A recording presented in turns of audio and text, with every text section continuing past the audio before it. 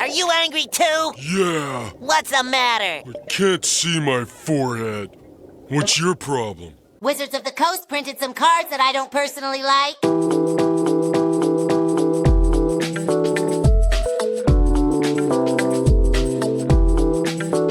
Ready to break one off? Yeah. All right, great. In that case, then, welcome to a brand new episode of Lucky Paper Radio. My name is Andy, and I'm here as always with my co-host. Anthony has to start pretending that maybe he's good at magic and stop being shocked when he does good at events. Maddox. I'm not sure I should make this change. I think I'd rather be pleasantly surprised. I don't know. When you keep coming in with low expectations, then you do well. Everyone's like, I guess I must suck, because... Damn. Well, that really puts a damper on my low expectations. You crushed CubeCon, brother. I did great. I am, as you say, pretty shocked. But yeah, I mean, I did the 4 drafts in the main event and 3-0'd 3 of them. And 2-1'd the last and one. And I 2-1'd the first one of those 4.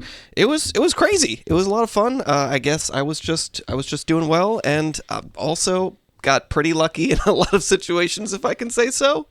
And then you dropped for 128 and just went and ate ramen, which so we were describing as Garfield behavior in the playgroup. And I really like the idea that in the broader world, we have Chad Thunder, which is Chad's full name. And in the magic world, we just have Richard Garfield. And that's just truly Garfield behavior to just drop 128 and go eat ramen. Some people might think that's a little bit crazy. It's like, I went to go to this event, allegedly, and so why wouldn't you participate in more of it? But yeah, 2 drafts is just a lot for me in one day. And the 3rd draft I was just not like mentally prepared for. And maybe here's where the low expectations are a problem. I really didn't expect to get past the 128, so I was just like, you know what? I'm going to have so much more fun if we just go out to dinner as we'd planned. So that's what I did, and I enjoyed CubeCon. You were also for having done that. Extremely hungry and dehydrated. Yeah. Whoa, yeah. who's that? What the? You should maybe try and just like do some intermittent fasting and draft more often. Actually, just being starved is good for my brain. Starved, maybe. Starved and crazed. Yeah. Make you hungry. Make you hungry for it, Yeah. you know? You're hungry for those dubs. No, I was fading. I was done. I was You not were. going to do well staying in a convention center until midnight that day. I'm sure you did get lucky, like you mentioned, but I'll just say I got a chance to observe a lot of the play you did this past weekend, and you were crushing it. Thank you. I mean, that means a lot. Yeah. That third voice you hear is, of course, Patrick did not poop himself even once on the way home, Doherty. You know, I have a good friend who always says every day you don't yourself is one day closer to a day that you do. And that day, my friends, was not this past weekend. Smart guy. We got there. Really proud of you. The way that you handled that flight was really incredible. You know, you say you got lucky, but watching you on that flight, that was a lot you of were skill. focused. You were in your lane. I don't think you guys moisturized. have ever seen me that unwell before. I was straight up You're not well when I you was can't not say having a good goodbye time. to Ebola Bukake. I was not having a good time. But you're feeling better now? A lot better. That's great to hear. And also, getting sick is always weird and can be confusing when you don't know what's going on. But it surely was indeed just some food poisoning because I was so sick, and then it passed in 24 hours. And you were probably the one person in the past 6 months to order the vegan sausage from that particular food truck. I'm so. sure it just was kept out in the sun out back in a box or something. Well, it's from the earth, just like the vegans want. It's natural that it just be out in the sun. Yep. We're here to recap all of our drafts at CubeCon 2024. And I had to have Patrick on the show, of course, to bring his signature flavor, and also so we could have somebody else that also didn't 3-0 everything on that show, so it wasn't just me talking about the bad beats. I'm ready. Do you know what that flavor is this morning? That you're bringing to the table? Yeah. Snyder's of Hanover, honey mustard, and onion pretzel pieces. And onion. I love the honey mustard twists. That's one of my favorite. Yeah, the honey gold pretzel twist. That's Good all I had snack. for breakfast, so I'm ready to rock, and I also apologize to my... So far, I've eaten 5 dark chocolate peanut butter cups today, and that is all. I had 2 cups of coffee and a small bowl of rice with some spicy sauce. The 3 genders. Truly the 3 types of guy. Where do we want to start? I mean, we're going to start with draft 1, obviously. Who wants to go first on draft 1? Should we all do draft 1, or should we just go everybody's full experience? I think we should go. I mean, you just want it to be one of us talking for 20 minutes, alternating? That doesn't sound particularly That's a interesting. fair point. Okay, draft 1. Take it away. And also, we're going to go a little bit out of order, because my draft 1 was the Fire Swamp. I know both of you also drafted the Fire Swamp, so I imagine my covering my draft 1 will also be you covering your draft 3s and 4 or whatever it was. That so does we make can- more sense. That does We make should do sense. that, yeah. Let's start with the Fire Swamp. This is a cube of good friend Brett, AI Bretty, that we actually handpicked for the main event at CubeCon. We were given the choice as valuable content creators and pillars of the community to handpick a couple cubes for the event, and one of them was the Fire Swamp. This was my suggestion. I was like, I think we should include Brett's the Fire Swamp. And this is a desert cube where you only get to put swamps into your deck from the basic bin. So you got to draft any other basic lands you want, and there are a few of each other color. This cube is really interesting because it is mostly Jund, but it is not only Jund. I think there's like 2 or 3 white cards and like 5 blue cards, which is such a... I mean, it's Richard Garfield behavior, just to like put whatever white cards you like in, even if there's only 2 of them. I really like that for Brett. And the inspiration for the cube is the titular Fire Swamp from The Princess Bride. And it's basically meant to be a cube that is kind of like punishing and makes you feel bad and stops you from doing what you want at a lot of turns. Yeah, absolutely. I also had the opportunity to draft this cube, and it was super, like, it was a lot of fun, and I think it delivered on those expectations. And it is funny to talk about a cube being, like, really punishing and frustrating and that being a positive, but really so much about it playing Magic and having fun is just about having the right expectations going in. And when you are sort of set up for, like, yeah, this is going to be kind of brutal, and I'm going to get put through the ringer, then actually managing to navigate that draft ends up being really satisfying. Yeah, like, I had looked at this cube, obviously, because we handpicked it, but drafting it, like, one thing I noticed that I've been pointing out to everybody is that the way in which it is meant to kind of feel bad is that it's a Jund cube with mostly black cards, because, again, black is the only color you have access to out of the basic bin, and yet there are tons of Doomblades in the cube, like literal destroy target non-black creature, and it's like, that doesn't destroy most of the creatures, and so you see the Vendetta or the Terror in the pack, and you're like, oh, premium removal, and then you're like, no, wait, that is not premium removal, that is a bad card probably. I had exactly that experience where I Are we bothering you, Patrick? Did you want his text, or... Are you pulling up your deck list? I see. I'm organizing my deck list, My bad. which I should have done before this moment. Sorry, I'm not calling you out. I'm calling you in to the podcast. That you're No, on. I literally, Wow. I forgot we were going to be doing deck by deck recaps. So No problem. I'm here to participate in this conversation about the Fire Swamp. Anyway, lots of terrors and vendettas, which, yeah, then just feel bad. You're like, actually, this is not Is good Vendetta cards. also non-black? Yeah. Well, yeah. I mean, I had to do a lot of careful reading in this cube because I had exactly that experience of I saw a snuff out pretty early, and I was like, oh, this is great. Of course I'm going to have a swamp in play. And then it said non-black, and I was like, it's not going to work. I had a great time. You were mad about Toski, Yeah, I haven't gotten to my bad beats yet, but yes. which is a shame. Did you draft Toski? No, but I did draft Ickerslick, and I didn't have the same problem that you did. I also had a skin render and an ashes to ashes, and I think a third way to deal with Toski as well, so... Sounds like this was a... I mean, there is lots of -X, -X removal in the cube. I just didn't know I needed some of it to not lose on the spot to Toski. Yeah. I did pretty well in this draft. I went 2-1. Round 1, I played against Luke from Detroit and got there with Archfiend of Ifnir and just barely edged out of Lord of the Pit. Oh, that's awesome. Just barely edged out of Lord of the Pit in game 2. I love almost losing to Lord of the Pit. The card is great. So fun. They were also having a really good time casting it. Oh, yeah, for sure. We were in the same pod. Absolutely. Round 2, I just could not beat Toski. I had exactly 1 card in my deck that would deal with Toski, and I did not draw it. And people were like, oh, just block. And I was blocking Toski, but I couldn't block all of their creatures that were also making tokens with Necrogenesis. And definitely felt, in the theme of the cube, like, okay, well, Toski's kind of unbeatable for my deck, which I did not know I have to care about beating indestructible creatures. It remains an awful keyword ability, in my opinion. I did also get a little bit unlucky in our game 2. I took 8 off of 2 Caustic Bronco hits in a relatively low curving deck. It was a 3-drop and then Get Rog Monster off of my 2 Caustic Broncos. And I also made a mistake here, mea culpa. I forgot that I only had 1 mountain in my deck and tried to Ash Barrens for my second red source, but I already had my mountain in my hand. And so that didn't work, and that also cost me a turn of sequencing. So yeah, so we should skill say issue. There are only swamps in the basic box, but there are some basic lands, other basic lands in the actual draft that you can pick. And so trying to navigate when you pick up that mana fixing, including the basics that, I had 1 Ash Barrens and was really desperate to make sure I had at least 1 basic forest to be able to cast my green spells. But yeah, Colin from Minneapolis really crushed me with Toski, so good job to you, Colin. I believe Colin lost in the finals to Compost, which is also unbeatable in this cube. So Toski versus Compost, I think Compost wins.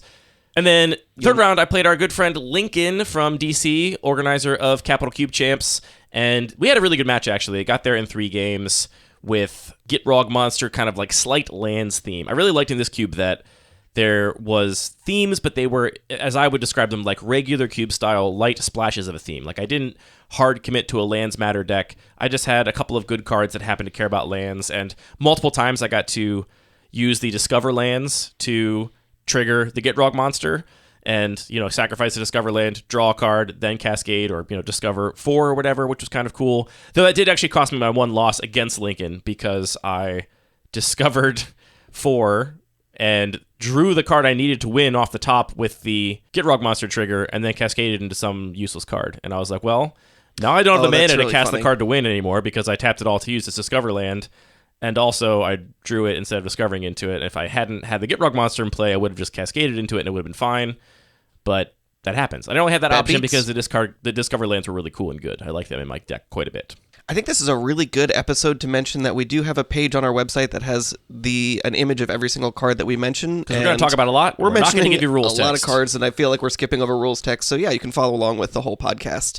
Just don't do that if you're driving. Unless you have a self-driving car, in which case I'm sure that will never make a mistake. You were also going off with the Gitrog monster. Yeah, so what's that other dinosaur? The Rotting Regisaur. Yeah. That was such a fun combo to play. I was really sick. enjoying playing Rotting Regisaur, which forces you to discard a card a turn, but Gitrog Monster, whenever lands go into your graveyard from anywhere, you get to draw a card, so it's just fun to, stack all these triggers and sort of like churn through my deck. And that really just had this feeling of sort of the Fire Swamp, I think, of I'm just using my lands as a resource in this totally different way and digging through my deck and attacking with these big monsters. I did first pick Compost, which I totally agree is like a really, really strong card here, but also in a way that I thought was really fun. So I think you were maybe a little bit critical of it. This is one we should read the rules text of. Compost is 1 and a green for an enchantment that says if an opponent puts a black card in their graveyard from anywhere, you draw a card. Yeah, and 80% of the cards in this cube are black? Or it's a lot. Because a lot of gold cards that are black in another color, but there's a ton of black cards.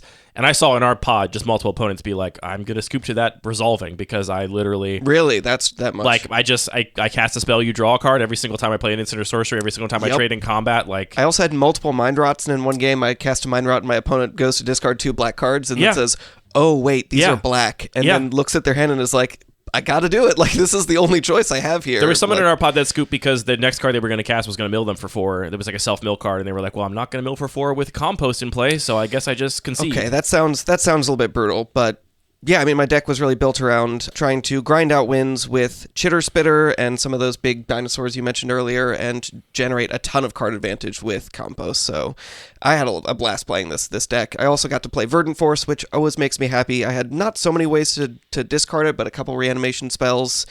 Didn't you also cast it even though you had 4 green sources in your deck? That might have been a little bit of an exaggeration. Cast a triple green spell? Yeah, it's not a lot of green sources. So, I mean, yeah, at the end of the draft was very much how I was feeling. Like, I think this deck can work if I actually am able to cast my spells, and this is just one of the instances where I think I got pretty lucky in being able to do that. I do think Compost sucks in this cube, and I told Brett as much. But also, I want to highlight the flavor. Well, I want to highlight the fact that I really like Brett's vibes-forward curation of this cube. If I was playing this cube every Tuesday, I would very, very quickly grow very tired of Compost, and I would want to cut it aggressively. Playing it once, it still honestly led to quite a few feel-bads in our pod that if I were the designer of the cube, I'd probably be hedging against. But if that is the cost of the vibes-based cube curation that led to so many other awesome inclusions in that cube, then I think it's worth that cost. And I really like that Brett Brett is not adhering to any, like, strict spreadsheet aesthetics, any like best practices for balances of particular effects. Like, Brett is just including cards that feel like they belong in the Fire Swamp, and I think the end result is fantastic. And one of the highlights of the event for me was that at the beginning of the event, just from like talking to people, it seemed like the vibes very much were like, what's that cube? I don't know what that is. It sounds like it could be not fun. Who knows? And then by the end of the event, there was so much positive feedback circulating about the Fire Swamp that a lot of people were ranking it pretty highly in their Hedron Network queues.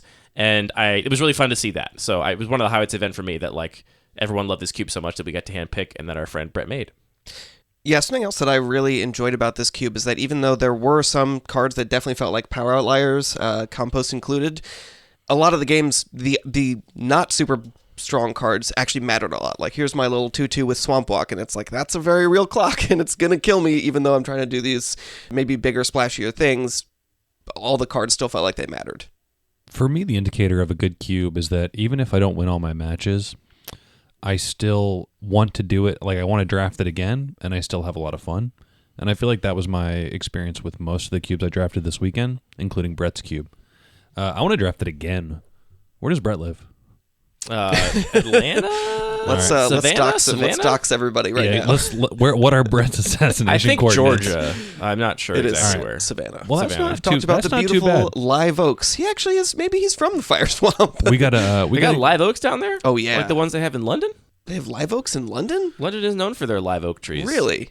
Yeah. These It's like beautiful, very twisty, famous long trees limbs that are all over. covered in Spanish moss. Now you're making me question myself. Hold on. What are the famous trees all over? Anyways, I don't Brett, think they're Brett, live come up oaks. to Baltimore. We'll put you up, and we can draft your cube again. I went pack one, pick one, pernicious deed, That's cool. and I was like, let's fucking rock and roll. I had a great time. My little dream that I got to live was in one turn, I cycled Slavering Branch Snapper, which is a 7/6 trampling lizard. And then in the same turn, I got to cast Persist and reanimate it with a -1/-1 counter on it, which was sick. Also, I picked Life Force kind of late and wish that I had gotten it earlier because that's a card that I think is really cool and also probably could be broken here. But green enchantment that says pay green counter target black spell. Yeah, I thought the color hate cards in a very asymmetrical cube was pretty interesting, and this is actually, I have a list that I've kind of been tinkering with that does something similar, so it was cool to see that kind of successful. Ooh, Anthony making a new cube? It's What been the heck? a list on Cube Cobra for a while. It's London Plain is the name of the tree. I don't know why I got that confused for live oak. And I only know it because of GeoGuessr, because if you see these London Plain trees, which line a lot of the streets of London, then you know you're in London and not some other English Sounds like a pretty city. different tree. Anyway, sorry about that. I had to correct the record before I got a million notes from all you arborists out there, you pedantic arborists. We love our pedantic arborists. I actually ended up facing against none other than Judge Rob in the finals, who drafted a really cool, basically mono red deck, which was awesome to see. So there's fewer red cards than any other color. Mono red in the Fire aside from- Swamp? Yeah. So That's really impressive. his deck was really cool. He ended up just realizing that nobody else was taking mountains, so just was able to get enough fixing. He had a couple, I think, gold cards, but it was just kind of a red control deck. But I got That you there. then promptly stomped. I wouldn't say properly. The Ashes to Ashes really did a lot of work. He had a couple creatures with regenerate that he was putting up a wall and sort of setting himself up for a pretty confident way to sort of grind out the game. Having Ashes to Ashes to remove both of his blockers and get in there with giant squirrels won the match for me. Sick. What was your first draft of the event, Anthony? Patrick and I were in the same pod, draft one. My first event was the Way Too Hybrid Cube by Cade. And this is a really interesting design where, I mean, similar to the Fire Swamp, it's sort of like very exaggerated in terms of the colors that you're playing. But everything in this cube is either hybrid or some other similar hybrid-ish mechanic. Things like off-color kicker and stuff like that, or split cards. This was definitely the most difficult draft, I would say. I actually lost a match I this lost draft, a so match it in was this draft. very difficult for me. I first picked like a blue-white blinky card, thinking like, okay, this is going to be part of some powerful engine, and just didn't really see a lot that went well with it. So after a couple picks, I'd say like midway through pack one, I kind of found myself in green. We've played some... It is pretty different from this, but the Reading Rainbow Cube, where everything is gold, it felt similarly difficult to read signals and sort of figure out what other people were doing. But there were enough like really high devotion, big things in green that I was seeing going around that I felt like that was going to be a good path to victory of just having like bigger stuff than anybody else and just committing to monocolor decks. So if something was, hybrid green blue and something was hybrid green red, cool, get them both in there. I lost one match because my opponent just did, I was doing kind of the level 1 strategy of draft monocolor, I think, and they just had a ton of interaction, a ton of card advantage, which I felt like I really lacked in my deck because I was just playing kind of big green threats. I did get to do a couple fun things, though. I had Rin and Seri the Inseparable, which is, it's actually one of the, what do you call them, the Commander cards. playtest cards from either Mystery Booster. I think it was from Oh, Mystery it's one of the Booster. sticker cards? Yeah, one of the sticker cards, but it's basically just green for a 3/2 with haste, and then it has some other things tacked onto it that care about dogs and cats. It gives your other dogs and cats haste. And I think that may be something that was an interesting exercise for me this CubeCon, was thinking about, like, kind of going back to draft fundamentals and thinking about the vanilla test and thinking about, okay, well, this has all this text about caring about dogs and cats, but it's also just a 2-mana 3/2 haste. So I'm just going to put this in my deck, even though I don't have a ton of cards that actually go well with it. But then one of my games, I curved that into Kahira the Orphan Guard, which, again, I was sort of like, I had a couple little things that worked with it, but it was kind of just like a 3-mana spell. But then I'm just attacking for 7 on turn 3, which was very cool. Does sound cool. Was it cool for your opponent? No. Sorry, Tori. On to the second draft of the day. Sure. In the second draft of the day, I should say too, so in the Hedron Network, for those that don't know, there was like 60 or 70 cubes at the event, a ton of cubes you could choose from, and the way that you get put into pods is you get to basically rank choice vote for which cubes you want to be included in, and then there's an algorithm that tries to put as many people into the pods of their choice as possible. I ranked a lot of janky cubes like the Fire Swamp, where they're lower power and just kind of like weird, not very efficient environments very highly. Maybe we shouldn't say janky. We should say artisanal. I say janky with affection. I'm currently in a phase where I'm really in love with playing janky Magic, and I don't think Brett would disagree with the janky descriptor. Maybe you would. Brett, let me know.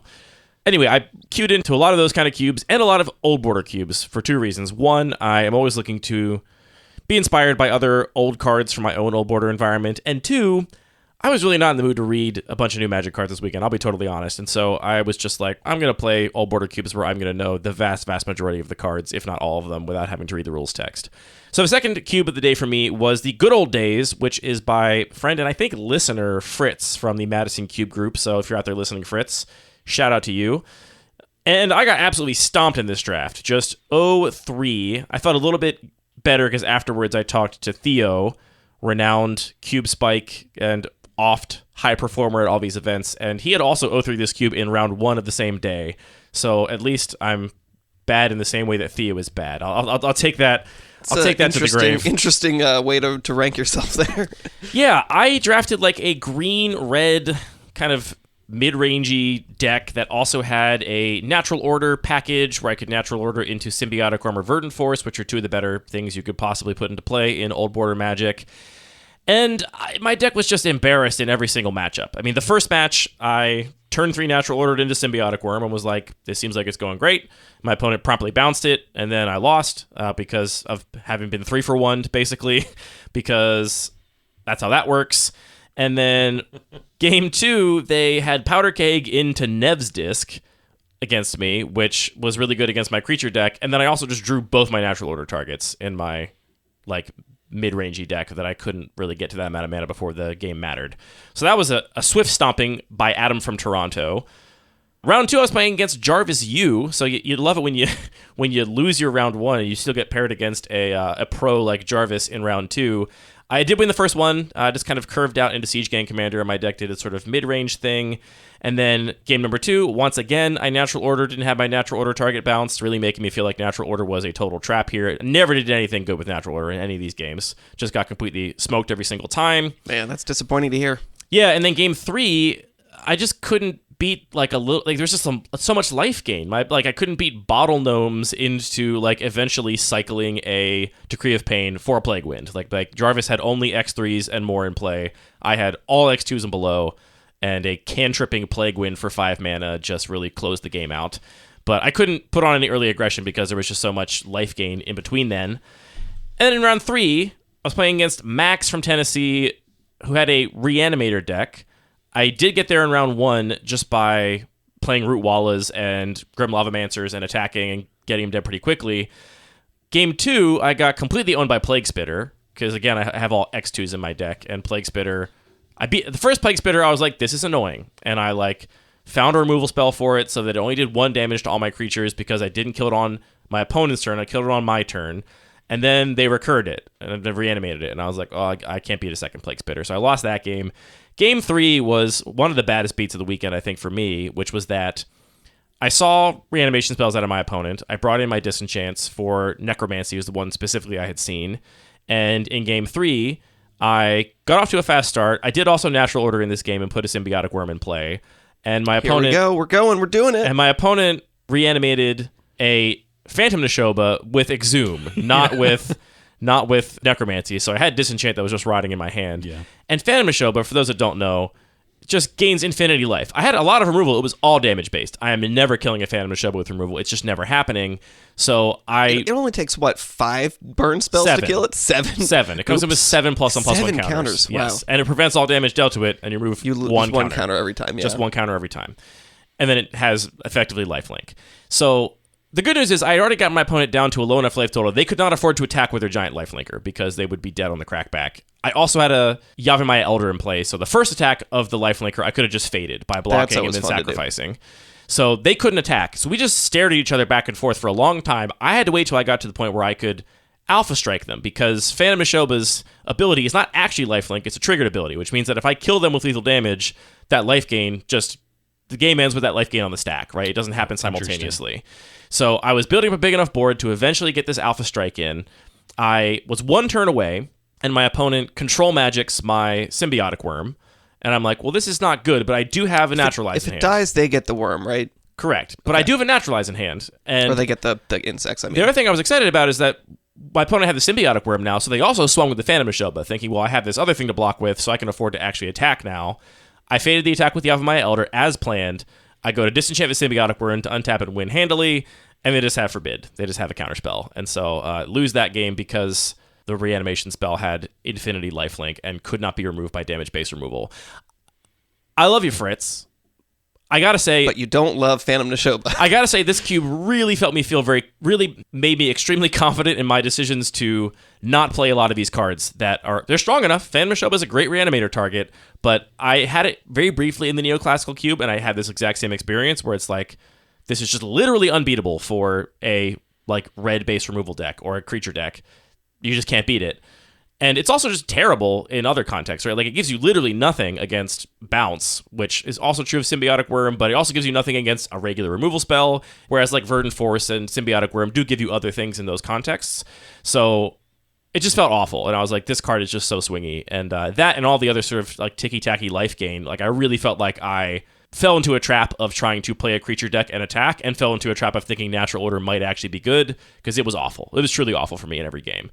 So I would draft this cube very differently, and I wonder if this kind of deck is even viable, or if I just got unlucky, or what. But definitely did very poorly in this draft. I'm curious, Patrick. Andy mentioned how he went about choosing what cubes to draft. What was your strategy? The other thing that you also reminded me of to answer that with a different thought was classic. I know. I did think it was. I really did like how you were talking about how all you really wanted was to be able to see how many commander cards were in cubes. Yeah, if I said over the weekend that if there was one metric I could look at to help me inform which cubes I wanted to play, I wish there was just a percentage of this cube that is supplemental products, which is not to say I hate all supplemental products or whatever, but I know a lot fewer of those cards. A lot of them are designed in a way that I don't enjoy as much, and so it would be really informative for me to see that, okay, even though this cube is really new, it's got a bunch of new cards, it's intentionally avoiding a lot of those supplemental set cards. So I wish I'd had that metric to help me inform my choices. Yeah, absolutely. The way that I went about choosing cubes, and this is maybe a topic worth talking about for just a minute, because I think there are certainly a couple schools of thought amongst people that we know who are often interested in cubing, is that I really wanted to make sure that I cubed things that were A, novel in some way, but B, most importantly, I had not drafted before or would not have an opportunity to draft locally. And I believe this year was the first year at the event that they shut off repeating the same cube. I believe that was the case. They did that, and that made a huge difference, and it made things a lot easier for me, I'll say. Yeah, absolutely. There may or may not have been a fellow who farmed his own cube repeatedly last year. Yeah, we're not going to talk about that guy. That guy doesn't deserve any airtime. Yeah, for sure, 100%. But yeah, so I think that that's cool. I think that what I really love about Cube is just that opportunity to make those, on-the-fly evaluations of what's happening in a new environment and to see how things play out. So although both of you have great cubes, and lots of people in the community that I have gotten to know over the past couple of years have a lot of fun cubes, I was most excited to jam stuff that was brand new to me. So the second thing that I chose was the mono red cube, which was awesome. I really, really enjoyed it. I enjoyed it so much that I had an experience like I had the first year, which is I felt inspired to want to basically clone it and already kind of make a bunch of cuts and change some things around.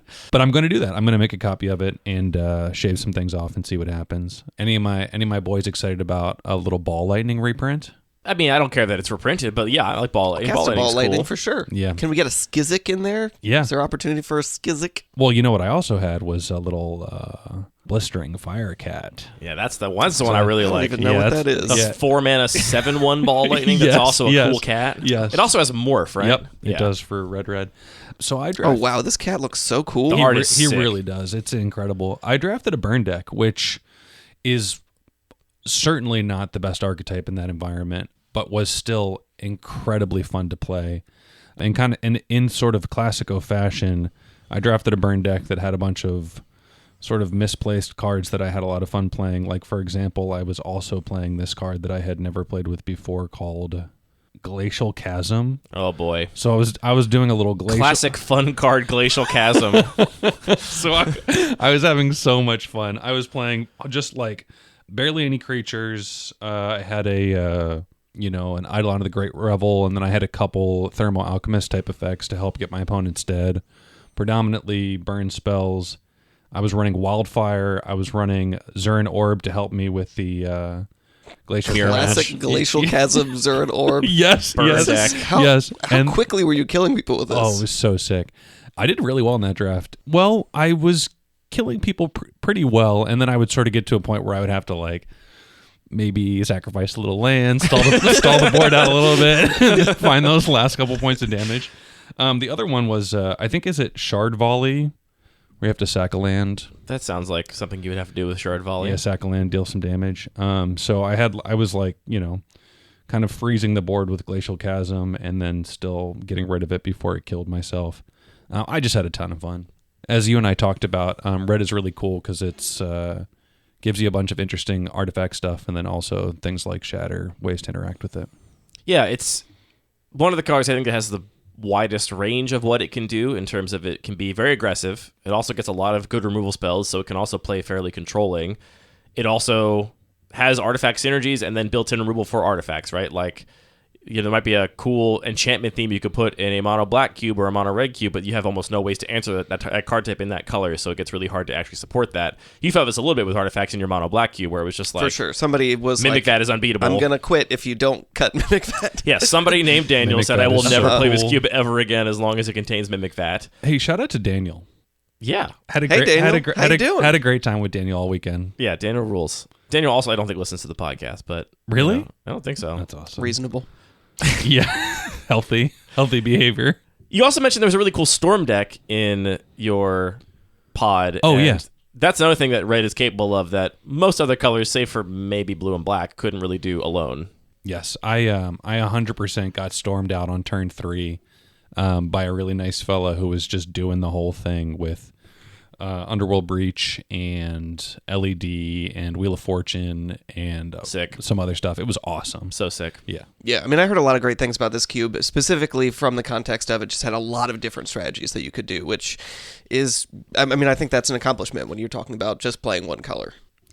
My second draft of the day, so I had 2-1 in the Way 2 Hybrid Cube, so my only goal for this event was to get a single 3-0 trophy pin to add to my collection. You're so stupid, so annoying. Yes, Anthony, that was all of our goals.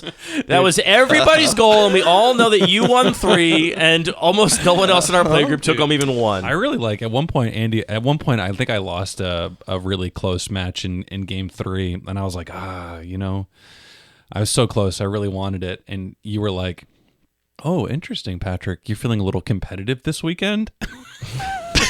And I was like, brother, I'll take that as a compliment, which I'm sure you meant it to be, which is that I tend to stay pretty even keel. But I also told you there's only so many times we can go to events together and I can watch like one or both of you take a little trophy pin home where I'm not just like, okay, you motherfucker.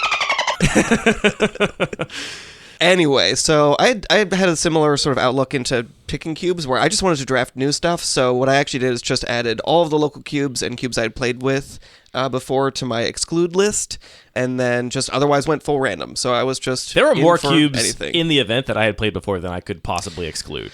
Yeah, I think there were maybe 1 or 2 I couldn't, but it was like, okay, well, this one I haven't played for to 2 years or Sure, whatever. okay, But sure. it was, for the most part, it was most of the cubes I had played before.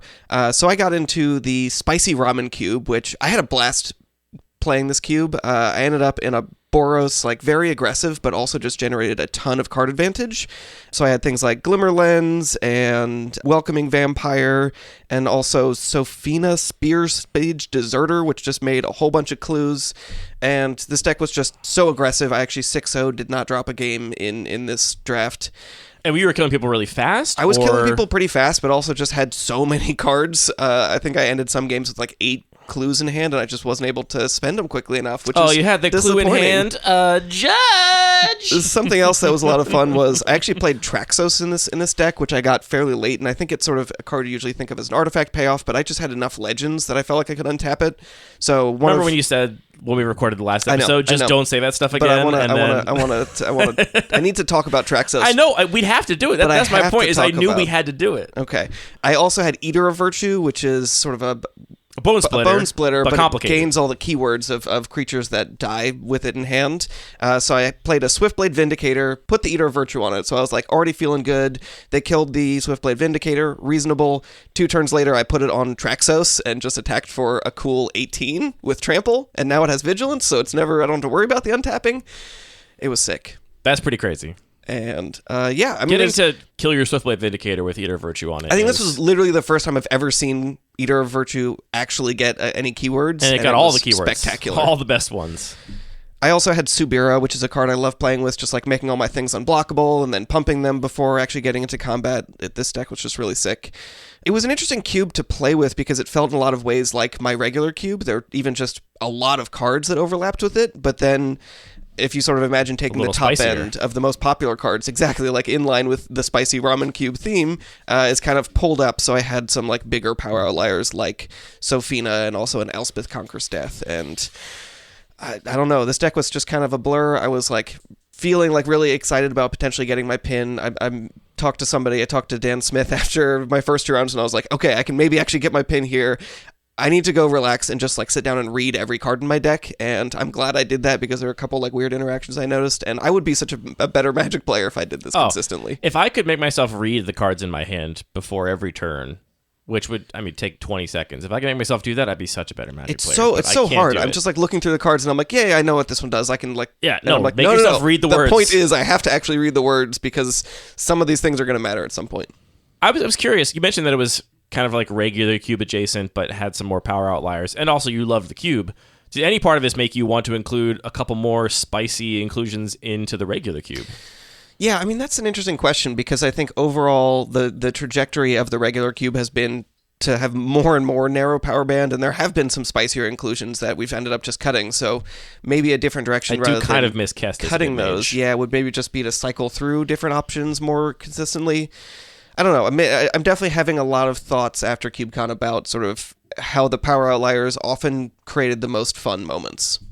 And then we all went and got some Indian food and watched Shrek Retold at the Airbnb. Normal behavior. Shout out to Shrek Retold. Yeah, I don't know how it came up. I think you brought it up because you had seen Shrek recently, like the actual original Shrek in the past like month or two In the cinema.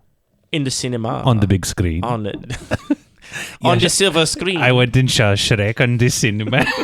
Who's this? the big Who's this shit. new character that's joined us? Yes, it's me. It's Patrick von Donkey, I'm looking at Shrek on the silver screen. Ogres, I like onions. That is a thing that they said in that movie. Yeah. Either way, you brought up Shrek somehow, and then somehow I got to Shrek Retold, which for those of you that don't know what this is, a group of people like a decade ago, A group of legends. remade the movie Shrek, but they split up like all of the scenes into like individual cuts, and then everybody remade it however they wanted. So it's just like a fever dream acid trip of like changing animation styles mixed in with like live action people in like ogre face, like doing nonsense. Ogre face. Ogre face. Yeah, ogre face, by the way, still okay. Is it okay to do ogre Yeah, no, face? ogre face is still okay. You missed it, actually. I did. I went and had dinner Oh right, with you some weren't there folks. for Shrek Retold. You mother... Anyway, people were like really curious about it. I was like, I'll put on the first 5 minutes. You'll see exactly what it's like. We don't have to watch anymore. You'll get Yeah, the sense of it. yeah. And then 5 minutes in, everyone was just like, shh, stop. We're watching this now. Yeah. And then more and more people started showing up to the house, and every time someone came in, it was like, come on in, we're watching Shrek. And then they would look at the screen, and it would be like some guy in a diaper painted green, like walking around his backyard going, donkey! This inspired me to work up a little something that I'm particularly proud of. So everybody check the link in the show notes to see the picture of my Shrek Halloween costume that I stayed up late working on last night. Okay, you got to send me that so I can put it up there.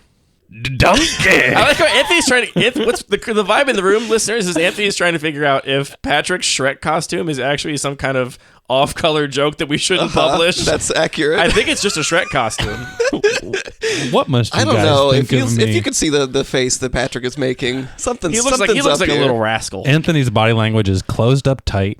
He's puckered up. His arms are crossed. I'm a little chilly, to be honest. It's 71 degrees in here. Yeah, it's 47 degrees in here. That's what it says. That's the humidity. Yeah. You got to have a humidity sensor in your Nice. in your living spaces. This is my number one advice, especially for in the basement. Improved quality of life. Yeah. Hey, I just noticed this nice piece on the wall here that says, "An obligation with a friend is a gift." Is that something that you put up to? Is that something that you put up to make those hard days with Anthony at work and in the podcast feel a little bit easier? Do you want to get into the details of all of my art in my office now? You want No, to certainly dox not. me further? Not at all. No, I made that print for a friend for their wedding. We became friends by making podcasts together, and we talked a lot about how, as adults with like responsibilities, it's really hard to maintain friendships, and one way to do that is to make shared obligations together. And if you make a dumb obligation, like we're going to put out a podcast every week, that is a great thing to have as an adult. Anyway, it's my friend I barely talk to anymore because he had a kid and we have no more obligations together, Patrick. And I have this print here to remind me I think it's beautiful. of my sweet friend. I think it's beautiful. And it definitely doesn't read like it came out of a fortune cookie. Brutal. The look on your face. No, it's lovely. Anyway, day two? Day two. I mean, technically day three for most people. We skipped day 0 or whatever at Cube Cobra. We got breakfast 3 days in a row We got breakfast every day. at that cute little place. Every day What was breakfast. it called? Short Stack Eatery. Shout out to Short Stack. It was great. It was really Excellent nice. potatoes. I will say this of Short Stack Eatery. I thought the food was very good. And also, Do you want to talk about bad quotes? they had a lot of bad art on the wall. Yeah. Oh, okay. Just like cheesy, like Pier 1 I style. thought- quotes. Hunter I S. thought you were Thompson talking about breakfast. Yeah, it was something. It was wacky. More what I want to say is that I just got to put the Midwest on blast a little bit for their food game, because this is apparently like an incredibly sought after breakfast spot in Madison. And the one day we didn't show up at 7 a.m. and we showed up like 45 minutes later, there was already a massive line outside. And I'm sorry, this is not good enough food to wait in a line for under any circumstances. It is. You don't have to say that. You can just say it was delicious and we had a good time. It Yeah, was. but some I of did these have a good people time. should think about making breakfast for them damn selves. Give it a try. We did get to meet a giant dog while we were in the line outside. Oh and, my God. that was a And great Wally's dog. sweet basketball head Yep. will make up for all. Shout out to All line. We Shout got some out to pictures. police liaison we got Max. some pictures of that dog, right? Oh, I got a lot yeah. of we got pictures. we got to yeah. put some link. Check out the Oh, link in yeah. the show notes For a link in the show a notes, cute you will dog. see Wally- my selfie with Wally. You will see Patrick's Shrek costume. Wally from Bethesda. Yeah, Wally lives Yeah, in Wally's Bethesda. coming to Okay, Cube we're Night. thoroughly doxing this dog. Wally's assassination coordinates. All right. I drafted what the heck is this? Death Shadow, the Shadow Cube. Oh, you were excited about this one. Where everybody we were gets talking about this at 3 breakfast Death at Shadows. I had a great time.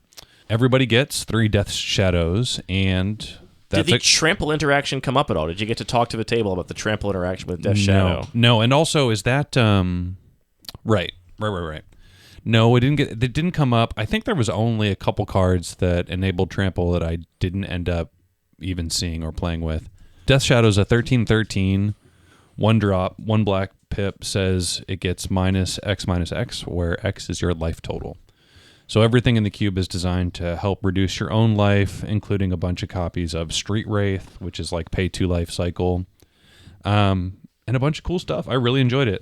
You and I both, Andy, I think, really appreciate cubes that encourage, using life as a resource. For sure. And so that was really cool. Bunch of shocks, bunch of different ways to just lose life. Bitter Triumph. I had like 2 copies of Bitter Triumph, which was cool. That's the kind of cube where I imagine if I were designing it, and I haven't looked at this list, I would probably be really careful with including any face burn. Were there burn spells you could just bolt your opponent's face? Was that a thing that existed? No. I also don't think there was lifelink either.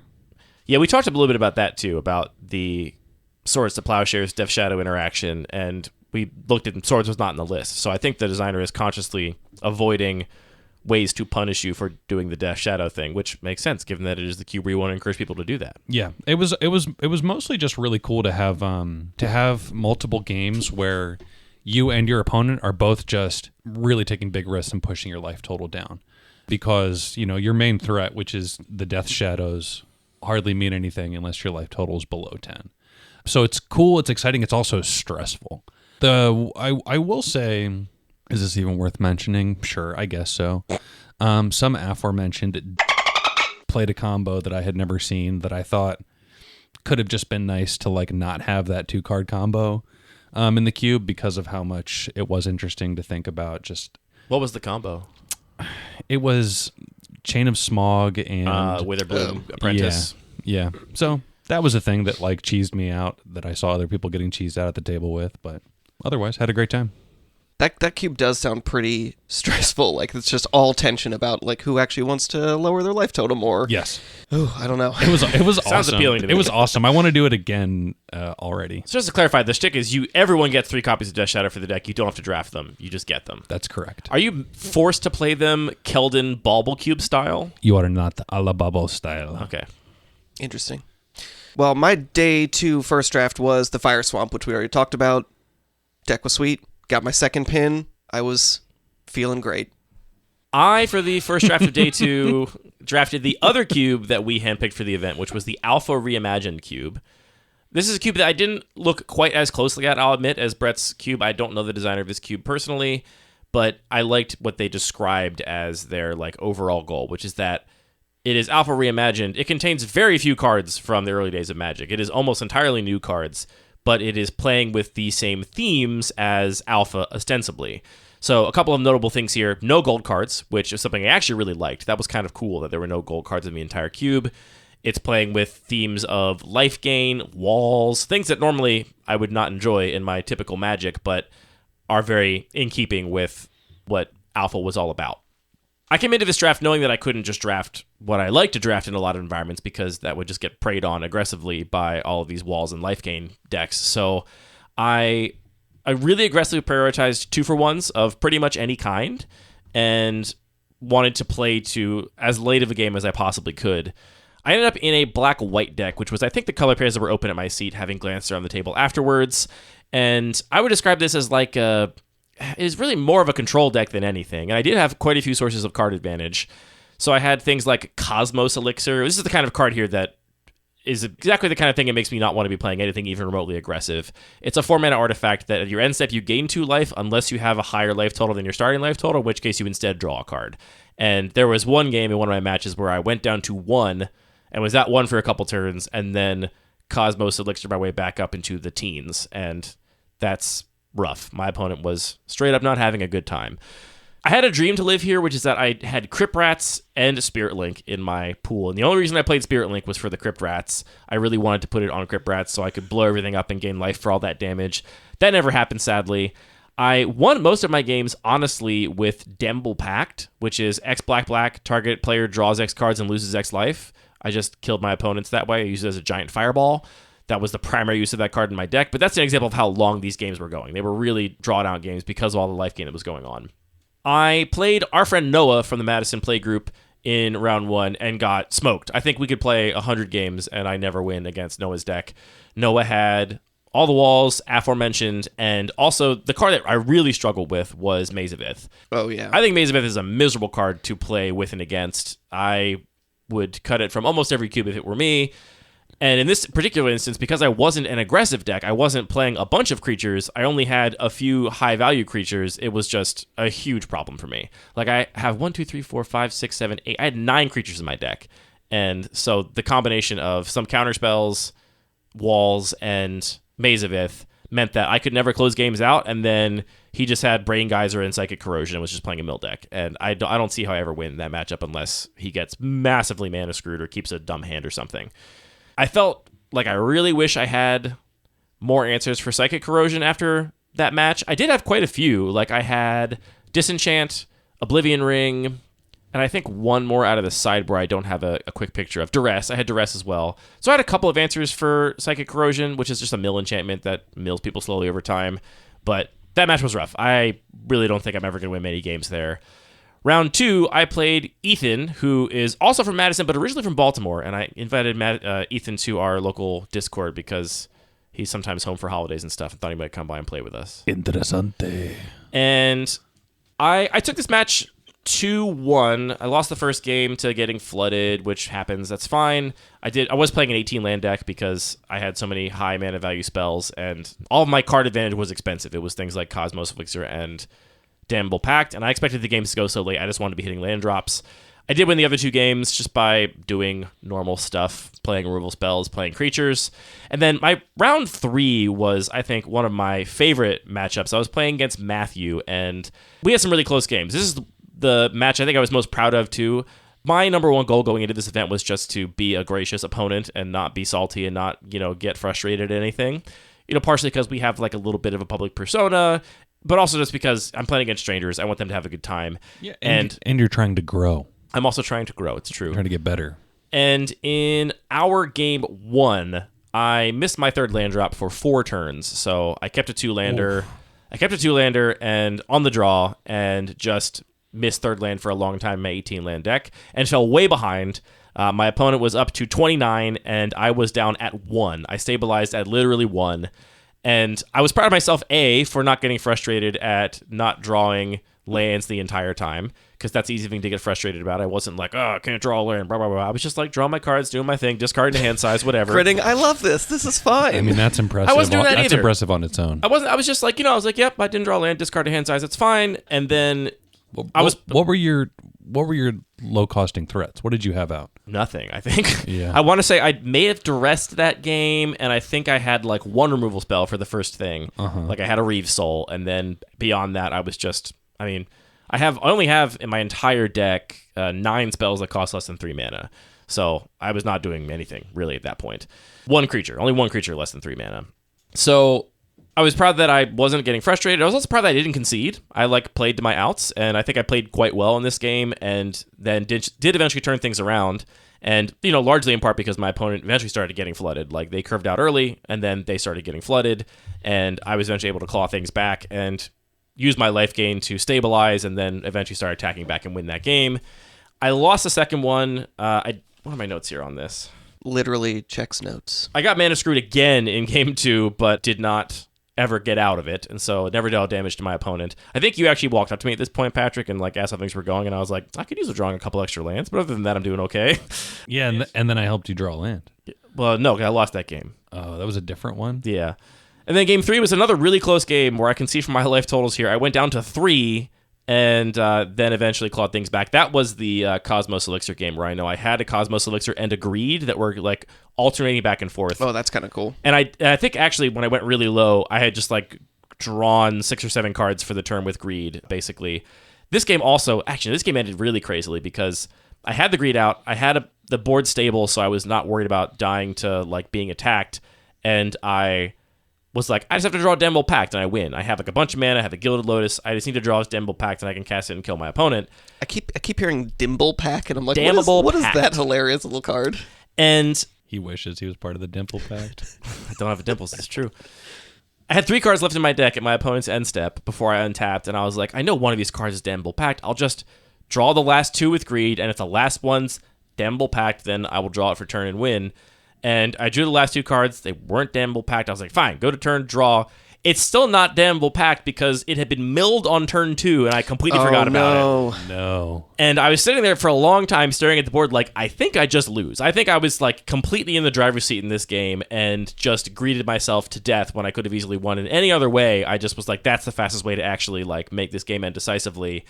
And I eventually found a line that involved grave diggering my own crypt rats after gaining a little bit of life some other way, because we were both at 5, I want to say, so that I could then activate Crypt Rats for 5 to kill my opponent, and I would survive at 2 or something. It was this really narrow line. So I was really proud of how I played, and Matthew actually found me a little bit later and was like, hey, that was a great match. I hope I didn't seem like I was, salty or anything. It was just I was really focused in the game, and they weren't salty at all. They were a great opponent, and really fun Magic. So that was a good one. I really enjoyed that match. Yeah, that sounds like a sweet game. I also got to say, I enjoyed this cube, too. It was definitely not my kind of Magic, but, expectations are everything. We say this all the time. I went in with the expectations that, this is not the kind of thing I normally like. I shouldn't be looking to draft, a tempo deck here. That's not a thing. I'm not convinced that this cube is, balanced in the sense that I feel like, in the long run, the things that are going to succeed are going to be the late game inevitable decks. I don't really know how to put on pressure in this environment, and so I think you're kind of always playing to some late game inevitability, which I feel like probably means that there were a lot of cards I was just ignoring where I'm I'm not taking this aggressive card ever. And it's hard to imagine a deck that would actually function with those cards. So I'm not sure what that looks like. I have to play it a lot more times to know, but I had a really great time in the draft I did and ended up going 2-1. I just could never beat the mill deck. No chance. Mill decks are cool. I've heard this a lot. All right, last main event draft. Patrick, what'd you draft? I straight up can't remember. I was thinking about it while you were talking a little bit, and I don't recall. But here's what I can say: I had a really nice time. I made a new friend. His name is Levi from Madison, who is a factory worker and a very friendly fella. And I told Levi about the podcast, so hopefully they're listening. Love making new friends. Shout out to Levi. Pew, pew, pew, pew. Can you put air horn there? You always ask for this. And yes. I have a folder in my assets for the show that Patrick's is Patrick requests. Yeah. Pew, pew, pew. Very cool. Very tight and cool. I was doing a bit all weekend that I had a lot of fun with, where it would occasionally come up that we knew each other for whatever reason. One of you would pop by and say hello, or somebody would mention something about the Turbo Cube being, the best cube on offer that weekend or something. That's a weird take. And I would be like, oh, yeah, that's my bud, this, that, and the other. And they'd be like, oh, yeah, Lucky Paper Radio. And then I would just kind of be like, yeah, thanks so much. We work really hard on that. We spent a lot of time on that. I genuinely love this bit of you graciously taking credit for the show and everybody that brought it up. I thought it was great. Yeah, I was having a good time. Partially because I'm uncomfortable in those situations being like, thank you, I'm so great. So it's really nice for you to be like, I work really hard on it. I'm happy. It's a special thing I'm happy to be the face. And to be clear, I say that we work really hard. But I just thank the people and let them know that we appreciate. So shout out to all our listeners out there at wherever you may be. Anyways, we can move on from me. What was your last draft of the main event, Anthony? All right, so my last draft, I was feeling good, but also actually, I guess this is kind of a cool draft. Do you want to save it for the end? Do you want me to go first? Yeah, it's totally you go up first. to you. Okay. I was feeling fried, and I looked across the room, and what were you drafting? Sure. So for my last round of the main event, I was definitely tired. I mean, it's a lot of drafting, a lot of Magic, a lot of socializing, not a lot of sleeping on account of the getting up early to go to get breakfast. So your brain was full of weird Shrek stuff. So I opted to rank the Simple Cube by listener Keldon, a.k.a. the Oinkinator, pretty highly, which is a cube I thought I had not actually played before. Turns out you had. Well, it turns out that the cube that our buddy Nate has locally that he refers to as the Nude Cube is actually just a Simple Cube. I had no idea. And listeners, Nate's not always perverted. He just is sometimes. Nate's a very nice man who we all love and respect. Anyway, I thought I'd never played this cube before, and I knew that I would enjoy it because it has no tokens, no shuffling, no counters, and is also focused on low curving, efficient Magic in the way that I enjoy. So I was like, I'm just going to try and draft that. I did get put into it, and I first picked in order the 3 Grixis Surveil lands and was like, well, I know what I'm doing. I'm just going to play some Grixis Fun Pile and have a great time. Grixis Fun Pile, that's my favorite archetype. Yeah. Honestly? I think my deck was good, and Keldon came by and seemed to think the same as well. My mana was good. I've had a lot of good cards that I really enjoy playing with, a lot of good cheap removal spells. Maybe, if anything, I was missing a little bit of card advantage. My card advantage mostly came in the form of, things that were 2-for-1s, like Slick Sequence and Azra Oddsmaker and Twin Shot Sniper. I didn't really have, big card draw spells. Round 1, I was playing against Kyle, who is one of the designers of the Chicago Cube. Shout out to Kyle. I won game 1, exactly as planned, played my threats, curved out, had removal, had interaction. They were playing a Boros aggro deck, Kyle was, and game 2, I was, I think, pretty far ahead. I had more cards in hand, I had a more dominant board, and had a slow clock I was chipping away. And then they just hard cast Realm Cloaked Giant, which they had sided in. And I was like, well, at the 7th, I can't beat the 7/7 Vigilance. My removal spells are mostly damage-based. So I lost that one to the Realm Cloak Giant hard cast, which I did not expect and was brought in as a sideboard. So good look there, Kyle. Savvy play. Game 3, we did not have time to finish. We drew technically. I think I was going to lose, but I also just conceded to Kyle anyway because I did not care about the points. This is the right thing to do. Yeah, I'm always down for conceding if I think I am disfavored in a match. I'm not going to... I mean, you say that, but also you were proud of yourself for not conceding a previous game where you were in a tough spot. You're talking about talking about going to time. Like we went to time. The round was over. We played all of our turns, and instead of putting a draw on the balance sheet, which is dumb, I was just like, "No, you got it. You win." I was going to lose that game. I'm 95% sure anyway. Round 2, I got the win against Jacob from Kansas City, and they were playing a really aggressive deck, like an aggressive Rakdos deck, which I just had too much interaction for early, and then I closed the game out with bigger creatures than they had answers for. So that was a matchup where I felt that my 2-for-1s, my card advantage, were absolutely winning me the game because they would, commit their resources to like a Rakdos headliner, and I would just remove it with a removal spell, and then they'd be down a couple cards, and then I'd play a twin shot sniper and kill another threat, and there's all of a sudden I have no cards in hand, and I had more to grind them out. So that was good. There was some tight combat math in those games, definitely some good games, but that's how it ended. Round 3, I ended up losing to Henry. I worked down where everyone was from except for Henry. I forgot where you're from, Henry. My apologies for that. It was a 3-game match. I ended up losing to a bunch of cantripping creatures. They had a green-white deck in true Anthony fashion. You'd love to see it. With the woodland whatever, the adventure card that is a cantripping creature. Woodland whatever, classic. This new 2/1 for 2 mana that enters the battlefield and draws a card if you control another small creature from Duskborn, which I had not seen, and was like, well, that seems kind of messed up. They also have Militia Bugler. So this was exactly the opposite of the previous match, where all of a sudden my removal all looked awful because they had all these cantripping small creatures, most of which could trade with my threats. Most of my threats weren't huge, and they did have big removal for my Tolarian Terror and bigger stuff when it did come down. So, yeah, that was a tough matchup for me. I ended up getting the loss there, too. So, technically, 1-2 in this draft as well. 1-1-1 in some senses, but I did concede that match and wasn't going to win. So, another 1-2 to close out my main event with a 2-2-1s, a 1-2, and an 0-3, which is not a great performance and no pins for your boy. But did you succeed in your goal of being a gracious opponent for all of your... I did, and that's the most important thing for me for sure. So I had a great time, and the games in this cube were exactly what I wanted, right? Like I was playing a kind of deck I like. The games were exactly what I wanted. It was the perfect kind of Magic for me, so big fan. I actually feel like everyone on the squad has exhibited a lot of personal growth. Yeah, I think so. Yeah. Yeah. What do you think I was lacking before? Being good at Magic. Winning. Yes. I cannot argue that. All right, so I had a great time in my 4th match. I had 2 3-0s and a 2-1 under my belt, and I was feeling tired but good and really just satisfied with the fact that I was winning a lot more than I was expecting to. Sat down in a pod with Sam Black and Luis Salvato and thought that was cool, but that's going to be my last good pin for the day. Ended up drafting a... Do you want to describe my deck? You can describe my deck better than I can. I forget how you described it to me, but when I looked at the list, I was just like, oh, you have 3 creatures and 7 burn spells. Like it is just a really strong control deck, is what it felt like from the list I had seen. Yeah, it's so Jeskai control deck. What my was the creatures cube? I had. I should say, this is Eric Klug's C/Ube, so it's all commons and uncommons.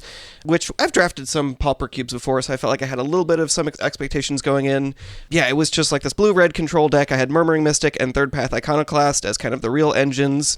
Sphinx's Tutelage I got pretty early in pack 1 and was like, okay. I was actually thinking before the draft, all right, what would actually get me to draft blue in any of these cubes? And then I see Sphinx's Tutelage, and for some reason, that's what'll get me to draft blue.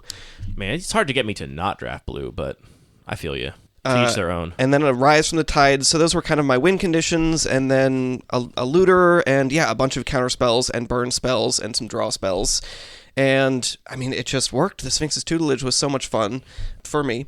I went into my first match, and I was actually playing against the same person, Joe, that I had played in my first round that morning in the Fire Swamp, and I felt a little bit bad because I was bemoaning that he had Pack Rat in that draft, and I was like, oh man, Pack Rat's in this cube? That's kind of a bummer. That's how I'm going to lose. And then he didn't draw Pack Rat for his entire match, and So I felt a little bit bad about that, and we faced off be again. fair, I think he also felt bad about felt that. bad To too. be about fair, you should feel a lot worse if he drew it and you beat it. Like That's okay. him not yeah. drawing That's it. the only way that I was winning that match. Him not drawing it, like at least you weren't lying. You're like, I couldn't beat the pack rat, Yeah. and it just happened. If you said, "Oh, I can't beat pack rat, this sucks," and then he draws it, and you're just like, Wrath of God. And Well, it's I could have like, beaten all right, it if he did it at a time where I could cast Ashes to Ashes and get rid of 2 rats. That would have been my out.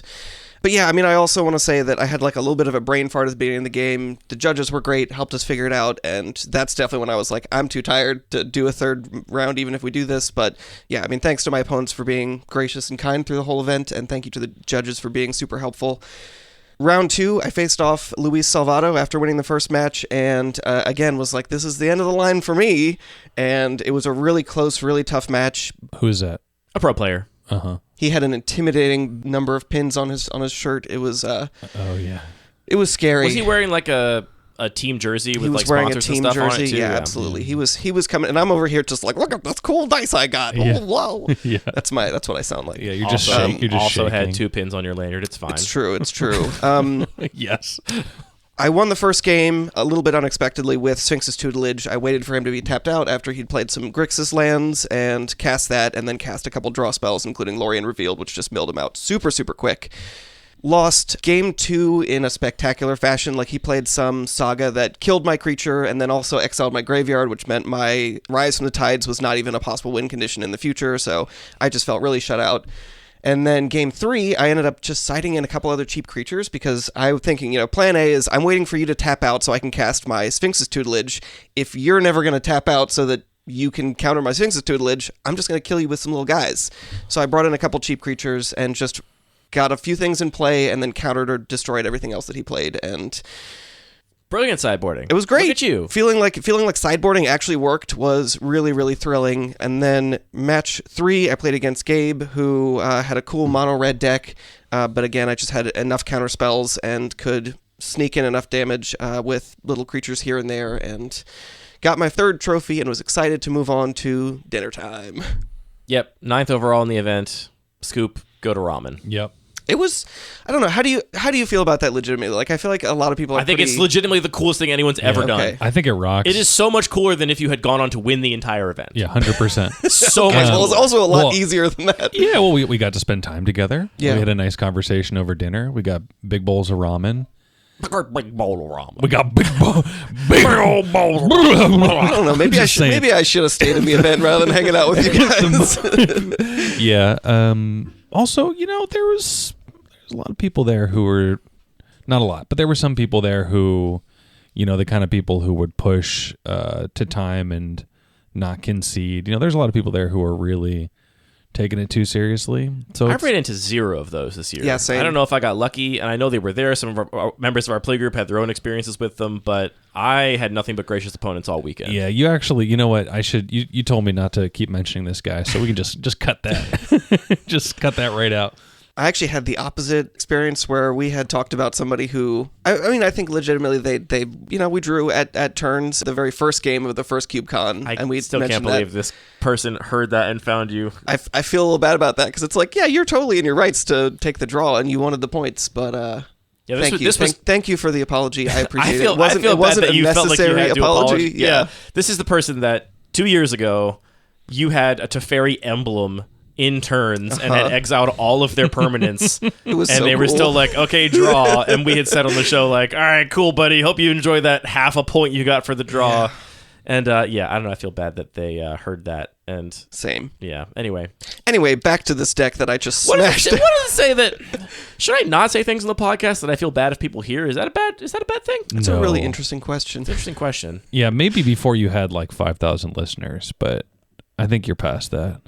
I'm past caring about what people think. Yeah. I'm past caring about the thoughts and feelings of the listeners. I think you should. I don't think we were so ungracious. Mostly like I don't want them to feel like we were dragging them when actually we were just like, well, that's an attitude that we can't empathize with. Like that's a thing I would never do. But I think it sounds like it was probably good for them to reconsider a different position. I mean, and to they be fair, addressed that this year, which is very cool. And I like, also think I love to grow and change and realize how I wanted to do things differently. I also think CubeCon is pretty unique. Like at a normal like GP or RCQ, like nobody's conceding there. Everybody's taking the draw. Like it Totally, is yeah. incredibly So if that's rare. the context you're coming from, it's like, of Right. course, like yeah, that's just what how the happens. game works. Yeah. Sure. So that was it. Went and got some ramen. That was it? Yep. We missed. I have to give an honorable mention to Parker.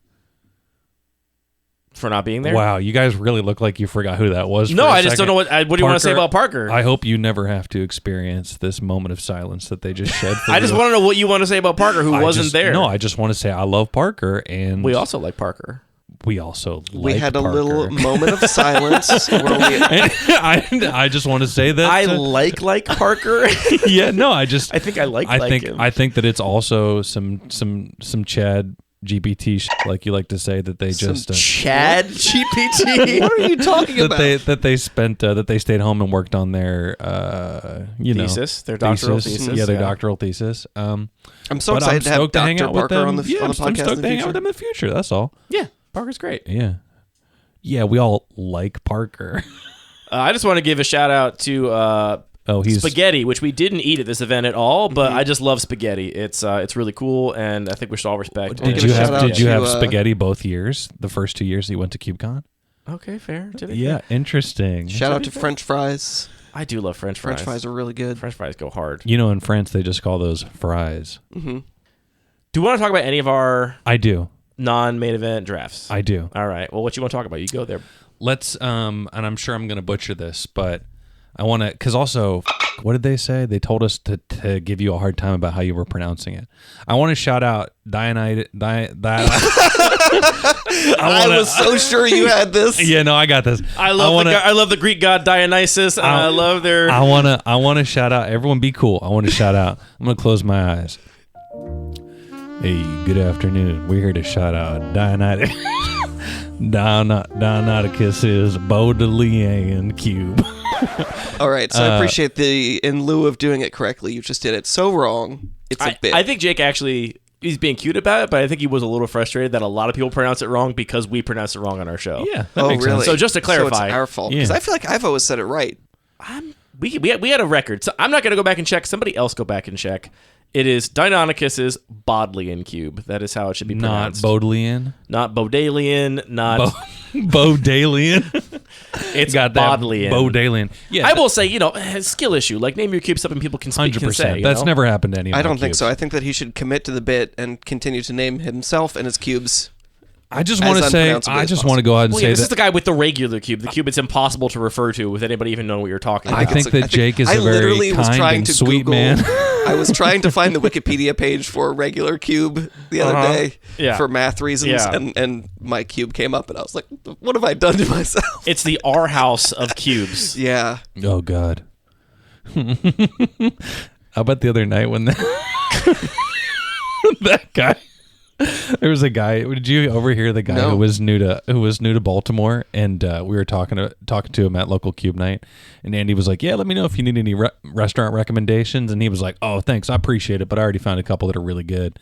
I love our house." Yeah. It was, I mean, you know what? It's fine. The food's good. There's some good food. yeah. To each their own. They have jazz once a week. Fried chicken sandwiches. Shout out to fried chicken sandwiches. Pork chop sandwiches. Anyways, shout out to Jake.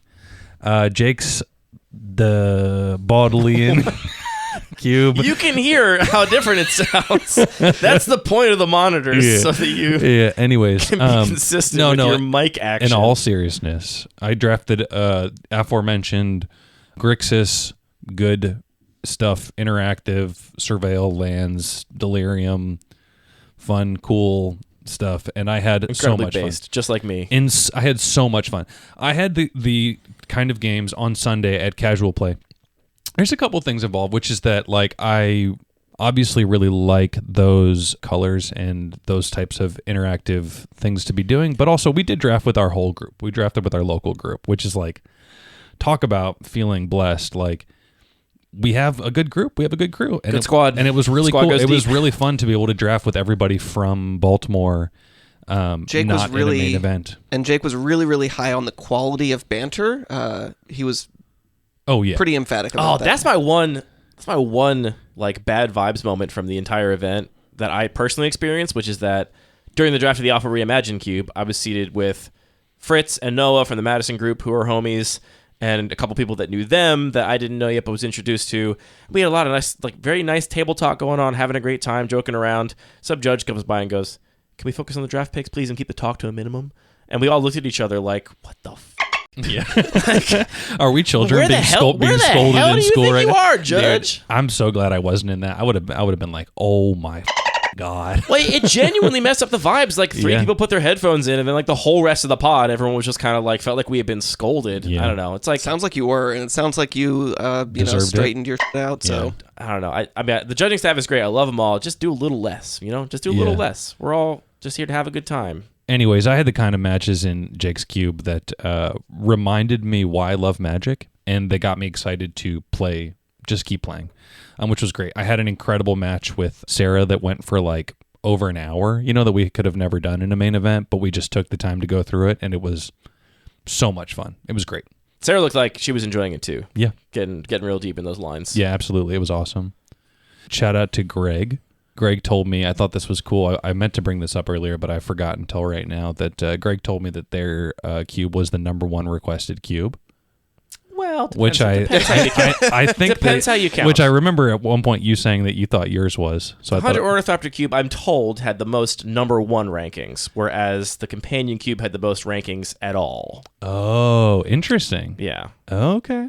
Well, I tried to get Not you. that I'm competitive. I tried to about get it. you. I mean, to be clear, I have a failed. whole giant platform, so the fact that I'm also surprised. I honestly thought that cube would not be most people's cup of tea. So let's talk about one of your highlights over the weekend, Ornithopter related. yeah, I mean, so on Sunday, I just ran pods of my Ornithopter Cube because I had a lot of people that tweeted me, came up to me over the weekend, and were just like, "Are you going to run a side event?" Like, I ranked it really high in all of my main event drafts, never got put into the pod. And I genuinely just wanted as many people to draft it as possible because I want people to experience something they want to try. Also, I just want to keep marking more Ornithopters and, getting more named Ornithopters. It's like a fun experience for me to start building them up. yeah, I was going to ask. So in the main event, they actually let people both put a tally mark when they won with an Ornithopter and illustrate one or alter one. I was really glad the judging staff let me do that. It's entirely reasonable for them to say, I was surprised. Like, if I was judging an event just being like, having a bunch of people unsleeving and sharpieing cards, that would be something I just wouldn't want to touch. And I told them, look, it's I'm taking on the responsibility. If somebody pulls, unsleeves my guy's cradle and writes poo-poo on it, that's just on me. I would not expect the judges to be put that right into the neoclassical cube. Truly, honestly, I would not expect the judges to be watching out for that because you can't possibly expect them to do that, right? So I told them I was taking on the responsibility, but still I was surprised to let me do it, and I was glad they did. I don't know how many actual kills got marked because it's so hard to remember, and from watching coverage, I can say that I think there was one person on the 6 matches of coverage I watched that I saw marking the Ornithopters, so I'm sure a lot of tally marks got missed, but I did get an alter Ornithopter for every draft. That's awesome. Any particular standouts? Except for the one. Well, we'll get to the one. My favorite Ornithopter in the cube is by far Jane's alter Ornithopter. That's pretty good. Jane, a.k.a. Marmas, drew a beautiful possum riding an Ornithopter. And then also, I think, very funly, scratched out all of the flavor text except for the words never fail. And so it's just a I love that. possum riding an Ornithopter that says never fail. Can you really quickly just make a mental note to tell the "You Are Cool" possum story at the end? I can tell it right now. Okay, just tell it really quickly. It was so funny. It was the end of the day on Sunday. I was exhausted. It was late at night, and Jane had everybody signing her playmat. And I was like, "Can I do a doodle on it?" And she was like, "I do whatever you want. I don't care." And so I drew a little possum, and I wrote, "You are cool." And Patrick came up to me right after I finished writing "ooh" in cool, and was like, "Why'd you draw a rat on that playmat?" And I was like, "It's a possum. Look, it's got the possum face and everything." He's like, "Well, if it's a possum, why didn't you write 'You are awesome'?" And I was like, "God." It's the hardest I've ever seen you face up palm. so bad. Oh no! It was awesome. Anyway, I love Jane's altar. It's my new favorite one in the cube by far, I think. And also, the other thing I was worried about is I provided tons of markers because I didn't know who was going to be keeping track of them. That's another thing to have to ask the judges to keep track of markers. Only one person was given the wrong marker the entire weekend. So there is one Ornithopter that is both tally marked and altered with a regular Sharpie. Ooh. Not the best, but that's part of the story of the cube, right? It's all part of the lore of the cube at this point. Anyway, I had a fantastic time running drafts of this cube. Going full Andrew McGreeny mode, huh? Well, honestly, it reminded me, I was talking to Bones a little bit about it because I always wonder, Bones loves playing Magic, and yet Bones goes out of his way to judge these events and thereby forego playing almost any Magic the entire weekend. Like maybe a draft after a long day of judging at an Airbnb or whatever. And Bones was just like, yeah, I love doing it. Like I love facilitating that experience and like seeing everyone be happy. And really, like I've obviously facilitated lots of drafts of lots of my cubes over time, but this is the first time I really felt a lot of that like secondhand joy from people playing it. Partially because it was such a weird experience, like seeing people duress their opponent and have them reveal nothing but lands and ornithopters and then just, start cackling and being like, I think I'm actually happy with this duress because your hand sucks. Like, I achieved my goal of making sure you had nothing but ornithopters and lands in hand. It just didn't involve discarding any cards, right? Like those dumb moments. Somebody must have already been in here with a duress. Yeah. That feeling when you're the second homie in the hand with a duress. The dumb moments like where somebody just had literally a stack of ornithopters and copies of Croson Adaptation they didn't bother to distribute at all. It was just a stack of cards on the battlefield. Yeah. And it was like, either you can answer this or you can't. This is my board state. Yeah. Like the dumb things that happened in that cube, everyone was getting so much joy out of, and it was really, really fun for me to facilitate those drafts. I had such a great time seeing the excitement on people's faces, especially the draft that we fired at the hotel after the hours of the event, so late night on Sunday. That draft especially, like, people were losing in tremendous ways. Joe Anderson built a deck that genuinely looks like you sat someone down and gave them the draft stipulation, try and draft a deck that mills yourself out and never wins a game. Like, it seems like what Joe tried to do. And which I actually heard of multiple people doing something similar. I really appreciate Jake's point to Joe, like, I don't think you know how to win from here. No, I believe what Jake said is, I don't think you know how to win at Magic. Something much more broad. Like, I'm not sure the idea of winning has ever crossed your mind. Brutal takedown. You expect an 8-foot dinosaur to take somebody down, but not like that. It was funny because Joe had Song of Creation in his deck, and that is a card I've seen people mill themselves out with many times. So I was like, okay, I'm not that surprised he milled himself out with Song of Creation. Then round 3 I came over, and he's still milling himself out, and I look at his sideboard, and the Song of Creation's already been sided out, and I'm like, you're still milling yourself to death, and you took Song of Creation out? Like, what are you doing? Great. It was just a real thrill. Another highlight of the event for sure was that a couple days before CubeCon, I was looking at my Cube Cobra notifications, and I see Klug 14 has drafted the Ornithopter Cube a couple times. And I'm like, well, that has to be Eric Klug, surely, who I knew was going to be at the event. Famous Magic altarist Eric Klug. And so I did a tweet with a screenshot of those notifications, and I said, I'm having a hot flash right now, imagining Eric Klug getting to draft 100 Ornithopters and then getting to win and alter an Ornithopter. And he responded to my tweets and was like, I want to play the cube. I hope this happens. And Eric, I don't know how he ranked it in the main event, but he did not get to play it in the main event, and so I coordinated with him to get him in one of the pods on Sunday, and he was in a pod with Sam Black and a couple other heavy hitters, people that friends of his that were good Magic players. I know the feeling. It's intimidating. You also know the feeling of winning that pod. So. I didn't have to play against Sam though. That was he was matched up with Sam Black. Yeah, so Eric drafted a really sick deck, cool red-black combo sacrifice deck with enough control elements to buy time to the late game to get those combos to pop off. One is round 1. Round 2 is paired against Sam Black. Wins that round as well. Round 3 paired up against. It's so hard to remember everyone's name. I'm sorry if I'm not. I thought it was Sam. It was Sam. I remembered your name.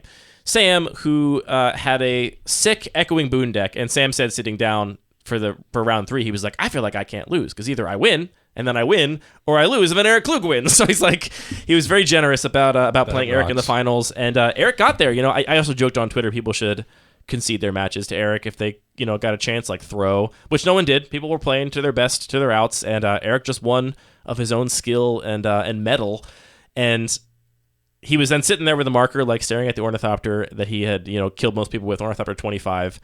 And an offer I make to our local playgroup members all the time is if you want to take the Ornithopter home and just bring it back next Cube Night, you don't have to alter it now. Am I responsible for this rule after doing such a bad job? You're like, no, we need to let people. No, it's something I think James asked before we even drafted it at all. Okay. He was like, if I win, can I take the Ornithopter home? And I was like, yeah, absolutely. That's totally fine. So he's sitting there staring at this Ornithopter, and it would have been so sick. I mean, just to have Eric Klug even do a doodle on an Ornithopter would have been great. But I sidled up to him and said, Eric, I'll make you the same offer I make my friends in my local playgroup. If you want to take that home to alter it, you're welcome to. And he was like, oh yeah, I'll do that. I'll take it home. Then I felt a little bad. I was like, as he was walking away, I was like, hey, don't feel like, I know this is your job and everything. Don't feel like you got to go crazy on this Ornithopter. People pay $8,000. Yeah, I was like, don't feel like you have to go crazy on this thing. He was like, oh no, I'm going to go crazy on it. And then, I got the scan from him yesterday, and it's this just beautiful, Da Vinci Flying Machines altar that a couple people I've shown it to are like, what's the altar? Because it just looks like it's so beautifully executed and integrated that it's just like that clearly is like some secret layer ornithopter I just hadn't seen before. It looks awesome. It's so sick. Yeah. I think I get it in the mail today. I got to go check the PO box so cool. before the post office closes. Did you update it on Cube Cobra yet? It's already on Cube Cobra. It is. Yeah, because he sent me a scan of it. It looks really sick. So for sure, like it's just so cool to have that be part of the story of the Cube now, and that Eric was so excited about it. He had a great time playing the Cube and really enjoyed it. So that was obviously awesome. Really enjoyed that. Yeah. But I'll be honest, Jane's altar is still my favorite. What is Jane's altar? The possum riding the ornithopter. Can I see it? Garbage Day. Garbage Day with it's possum. so sick. It's very good. It's named Day. Garbage Day. Yeah. There's a possum riding it. It's got some Japanese, which I assume says something normal, because Jane's not an edgelord, so I'm sure it's fine. Meeting Jane was a real highlight. It was really cool to hang out with Jane. QCon was great. Had a great time. It was awesome. So if I win with Ornithopter 25, do I get to draw on Eric Klug's art? No, you can't alter an already altered ornithopter. That's been a standing rule. No. But do I get to put a tally mark on it? Well, because I went on Twitter. I saw what he said look, too. My initial inclination was like, yeah, just mark it up for sure. Though I do kind of think it would just be better to put the tally marks in the rules text box from now on, because the rules text box was left unmodified. Oh yeah, Yeah, I get it if you want to try and sell it someday. I'm not going to try and sell that thing Well, ever. then we should mark it. He painted around the existing tally marks. Like, That's actually one of the coolest parts about it, is the effect around those. yeah, it's pretty cool. Any other notes? Yeah, I got a random note. Shout out to Joe We love Donkey. Joe. Oh, Joe Donkey. We love all the Joes. Oh, shout out to other Joe, but shout out to young Joseph from Boise, who made a really nice smoothed stone that he gifted to me. We traded some dice with, and I used it all weekend to mark my packs. I'm so jealous of the rock getters. I didn't You didn't get a rock? No. Rock gang. I thought that was so cool. I mean, you were brought up making gemstone dice on the podcast, and Joe was like, "Oh, I just realized we have this equipment at my school, and I can just go find cool rocks out in the hills and then make these." And that was really sort of the thing that most energized me about this weekend. It's just all the sort of creative. You were things. energized by the crystal? I was Yeah, he's also wearing magnet bracelets too, listeners. I don't know if you know that. Directly into a large hole in the ground. I was feeling excited about all the cool creative aspects of this format, and I saw some stuff about Wizards announcements on Twitter today, and I'm just thinking it's cool that I play. It's cool that I play Cube, because otherwise I don't know how I would engage in this game. It's the best. It really is. Patrick's going hand in mic. It's time to get a little more relaxed. Time for his set. As we wind Time for his down, tight five. No. Listeners will, close listeners of the pod will know now it's time for another edition of... Do you have more? Another edition of their favorite segment. No, you just... I might leave it now, because to be fair, before it was going to be literally the next 5 minutes of audio that people that just listened to Richard Garfield talk with us for an hour and a half was going to hear. Yeah. So it was a little bit higher stakes. No, earlier. in all seriousness, my honest request to you, and I think it just is even better, was how much you bleeped me out. So I think right before I went into it, 60 seconds ago at this point, if you could just continue to bleep this entire portion, and then we could hop out right now. It is fun to bleep you selectively so that it sounds like you said even worse things than you said. Yes. Yeah. All right, and then we'll hop out. Doesn't that sound like a good idea? Yeah, that sounds like a great idea. You can't match your natural delivery of that line. I played that exact line of yours on repeat because you could hear your smile. You could hear your big smile on your face, and then you're like, doesn't that sound like a good idea? Yeah. Well, listeners will just have to wonder what was actually going on there. Man, I had a great time. I got one more too that you're gonna roll your eyes out because it's not relevant to anything. Roll your eyes out. Yeah, you're gonna roll your eyes out. This mother. Shout out to DSB. I wish DSB was there. I had a good time hanging out with them last year. Yeah, we always miss DSB. Maybe we'll see them again. Anybody else you didn't see that you want to call out? Oh, we got to mention the fact that there's a Bolu Bukake again. I just love that boy. Mm-hmm. We got to mention that there's a Cube event going to be in Baltimore that Max is organizing. Max Dickey. Shout out to Lil Max Dickey, working hard. Friend of the show, Max, local playgroup member, CubeCon attendee all 3 years, right? Max was there the first year. Yeah, all 3 years. all 3 are CubeCon attendee. Max is now organizing a Baltimore Cube event, which that and many other Cube events are up on the Lucky Paper events page on our calendar. So check that out. We also got the announcement for the dates of Boston Cube Party 2. We got some dates for BCP. Cube for a Cause 2 that got announced.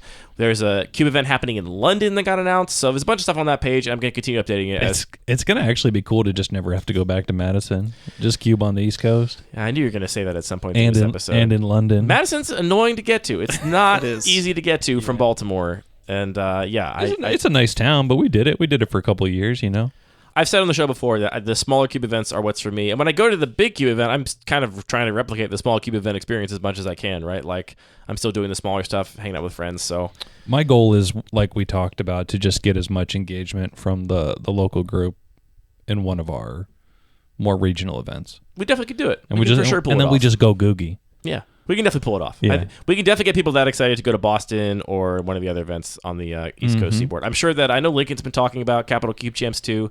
I think it's just a matter of finding a venue, which is hard in DC. So Yeah, anyway, lots of great stuff on the DC's horizon for crazy. Cube. I'll say this, but I'm going to edit this out for sure. Now that we've cut out the last 5 minutes of conversation, that's just for us. We're back. We're back for to the appropriate portion of the podcast where I'll remind everybody, from the river to the sea, Palestine will be free. Here's hoping. Anthony is nodding. Yeah, okay. I'll accept that. Okay. Anything else to mention, anybody? Check out luckypaper.co/events. No, as always, thanks for the gift of Cube, fellas. Thanks for the gift of friendship. That's fine. You can butcher the whole outro before I even get No, there. it's just nice to switch it Who up. makes the music, Patrick? Oh, You do the wanna whole tell us outro. about Come that? on. Okay, all right. We'd like to thank all of our listeners here at Lucky Paper Radio for Literally never all done of that. all of the time that they take. They spend their afternoons, their mornings, their evenings, sometimes even their midnights with us. Sometimes you're driving, maybe you're doing the dishes or walking your doggy. You can get killed walking your doggy. I love hearing you do this outro that Yes. Andy does every episode. Yep, It's so that's right. interesting hearing it come from So someone as else. always, thanks to DJ James Nasty for making the music. Thanks to Wizards of the Coast for making the cards. If we got anything wrong, or if you disagree with us, we did it for engagement. I like the disagreement point being yeah, added. so we got If we got anything wrong, or you just don't like anything we said, that was that just was- specifically to piss you off, not because we actually that was had those intentional. thoughts. Yeah, and we're just grateful to do this. You know, an obligation with a friend is truly a gift. And thanks you boys for the gift of friendship and for the gift of Cube. Thank you for the gift of doing the outro, Patrick. Thank you for obligating with me, Patrick.